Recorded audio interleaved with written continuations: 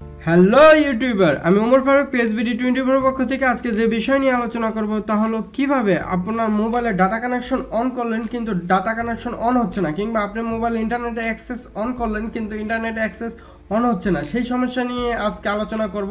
তার আগে কিছু কথা বলে রাখি, আমার চ্যানেল সাবস্ক্রাইব করবেন। আশা করি আমার চ্যানেলের ভিডিওগুলো যদি ভালো লেগে থাকে, কেননা সাবস্ক্রাইব করলে আমার চ্যানেলের ভিডিওগুলো আপনার ইউটিউবের হোম পেজে শো করবে, পরবর্তী আমার নিউ ভিডিওগুলো আপনারা দেখতে পারবেন।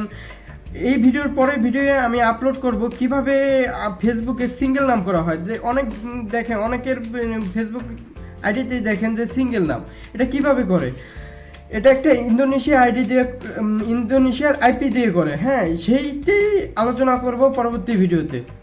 তো আর কথা না বাড়িয়ে চলে যাই আজকের ভিডিও। কিভাবে আমার ডাটা কানেকশন অন করলো যদি অন না হয় তার আলোচনা নিয়ে আজকের এই ভিডিও। এজন্য আমার অ্যান্ড্রয়েড স্ক্রিনে চলে যাচ্ছি। Bye bye.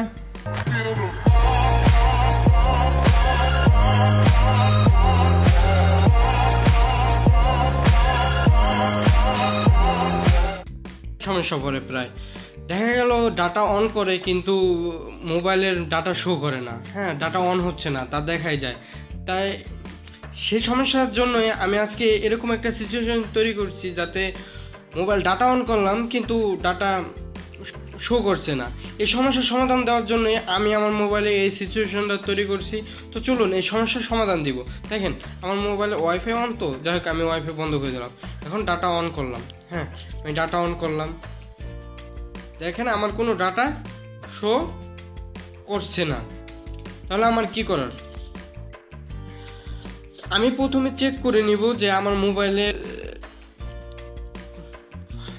*152 আমার মোবাইলের টেলিটক, যার জন্য টেলিটক টাকা আছে কিনা। যাই হোক আমার মোবাইলের টেলিটক আমি দেখতেছি আমার এমবির মেয়াদ বা টাকা পয়সা আছে কিনা, বা মেয়াদ আসেনি। আমার মেয়াদ আছে 18 সাল, অনেক মেলা। যাই হোক আপনি দেখে নেবেন, আপনার মেয়াদ যদি না থাকে আপনার ইন্টারনেট মানে চালু নাও হতে পারে। ডাটা মেয়াদ দেখে নেবেন, এমবি আছে কিনা, এমবির মেয়াদ আছে কিনা তাও দেখে নেবেন। আপনি যে সিম ওই সিমের বাটন টিপে দেখে নেবেন। হ্যাঁ, যেমন গ্রামীণে দেখলে *# দিয়ে টাকা দেখবেন, আর *566*0# দেখে এমবি দেখবেন, এরকমই। যাই হোক একটা অপশন গেল যে আমার এটা একটা ফ্যাক্ট হতে পারে। আরেকটা ফ্যাক্ট আপনি দেখবেন যে ইন্টারনেটের সেটিং ঠিক করছেন কিনা। যাই সেটিংয়ে যাই, more network, mobile network access point name, আমার এখানে সেটিংস নাই, এটার জন্য আমার ডাটা অন হবে না। যাই হোক আমি এখান থেকে সেটিং করে নিই, এডিট অ্যাক্সেস পয়েন্ট, আমার আপন ইন্টারনেট দিলেই চলবে, ওরা এডিটিং করে নেবে। যাই হোক ইন্টারনেট আর নেম আপনার ইচ্ছা, আপনার নামও দিতে পারেন। আমার যেমন টেলিটক, আমি টেলিটকেই লিখে দিই, টেলিটক সিম। আপনি এখানে আপনার নামে দিতে পারেন, নেমে জায়গায় আপনার জায়গায় ইন্টারনেট দিলেই হয়ে যায় সচরাচর যে কোনো স্মার্টফোনে। আচ্ছা আমার এটা গেল, আমার তাও প্রবলেম মানে যে সমস্যাটা সেটা এখনও সমাধান হচ্ছে না। দেখেন আমার এখনও আমার কোনো মানে আমার ডাটা অন হয়েছে তার এখনও কোনো প্রমাণ, মানে আমার ডাটার আইকনটা দেখা যাচ্ছে না, আইকনটা নাই। তো যাই হোক এখন আমি কি করার, আমি তো অ্যাক্সেস পয়েন্ট নেমও ঠিক করে লিখলাম।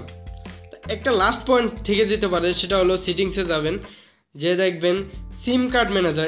এটা হয় কি, এটা যাদের ডাবল সিম তাদের জন্য এটা একটা সমস্যা হয়ে যায়। দেখা যায় সিম 1 আপনি নেট চালাইছেন, এখন সিম 1 খুলে ফেলছেন, সিম 2 চালু করছেন, দেখা যায় সিম 2তে পাইতেছেন। এই দেখেন ডাটা সার্ভিস নেটওয়ার্ক, এই ডাটা সার্ভিস নেটওয়ার্কটা কোন সিমে এটা দেখবেন। যেমন আমার সিম 1-এ ছিল কিন্তু আমার এখন সিম কিন্তু 2তে, এই দেখেন 2তে, সিমটা এখন 2তে আছে। যাই হোক আমার এই যে সিম 2তে, যাই হোক ডাটা সার্ভিস নেটওয়ার্ক এটা সিম 1-এ দেওয়া, আমি সিম 2 এই যে টেলিটক এখানে ক্লিক দিয়ে দেবো। হ্যাঁ, ক্লিক দিয়ে দিচ্ছি,